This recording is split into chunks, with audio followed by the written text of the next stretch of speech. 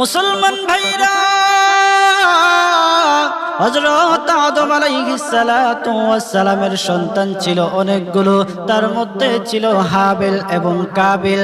কাবিল ছিল বড়, সে ছিল বাবা আমার অবাধ্য সন্তান, বাবা মার কথা শুনতো না, বাবা মার কথা মতো চলতো না। আর হাবিল ছিল বাবা মার বাধ্য সন্তান, বাবা মার কথা শুনতো, বাবা মার কথা মতো চলতো। মুসলমান ভাইরা, হযরত আদম আলাইহিস সালাতু ওয়াস সালামের এক মেয়ে ছিল, আকলিমা নাম তার। আকলিমাকে বিয়ে করার জন্য কাবিল প্রস্তাব দিল। কাবিল বিয়ে করার জন্য প্রস্তুতি নিল, কিন্তু হযরত আদম আলাইহিস সালাতু ওয়াস সালাম কাবিলের কাছে বিয়ে দিবেন না, হাবিলের কাছে বিয়ে দিবেন।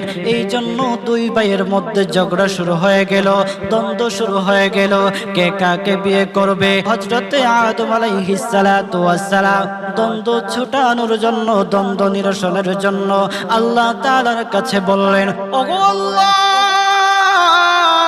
আমার দুই সন্তান দ্বন্দ্ব লেগেছে, কিভাবে দ্বন্দ্ব নিরসন করা যায়। আল্লাহ তাআলা অর্ডার করলেন, ও আদম, ও আদম, যাও দুনু ভাইকে তোমরা অর্ডার করো, দুনু ভাইকে অর্ডার করো, তারা যেন কুরবানি করে পাহাড়ের মধ্যে রেখে দিয়ে আসে। যার কুরবানি কবুল হবে তার সঙ্গে আকলিমার বিয়ে হবে। তখন এই কথা শুনে কাবিল আরো রেগে গেল। রেগে গিয়ে বলতেছে, হাবিল রে, আমি তোকে হত্যা করব, আমি তোকে হত্যা করব। তখন হাবিল ডেকে ডেকে বলতেছে, ভাই,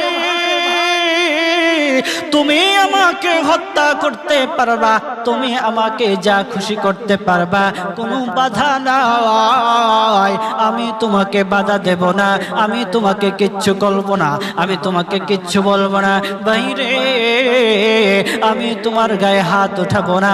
তখন সে আরো রেগে গিয়ে হাবিলকে হত্যা করে ফেললো। হাবিলকে হত্যা করার পর সে চিন্তায় পড়ে গেল, ভাইরে, আমার ভাইরে তো হত্যা করে ফেলেছি, আমার ভাইকে তো আমি হত্যা করে ফেলেছি, আমার ভাইয়ের লাশটা এখন কোথায় রাখবো, এখন কিভাবে তাকে দাফন করব। সে চিন্তায় পড়ে গেল, চিন্তায় পড়ে গেল। চিন্তা করতে করতে হঠাৎ দূরে তাকায়া দেখে একটা কাক আর একটা কাককে দাফন করতেছে। দাফন করার সময় দেখে ঠোঁট দিয়ে মাটি খনন করতেছে, মাটি খনন করে ওই আরেকটা কাককে দাফন করতেছে। এইটা দেখে তার মাথায় চিন্তা আসলো, হায়রে, সমাধান তো আমি পেয়ে গেছি, এখন আমার ভাইয়ের লাশটা আমি দাফন করে ফেলি। সাথে সাথে কাবিল হাবিলের লাশটাকে দাফন করে ফেললো মাটির ভিতরে।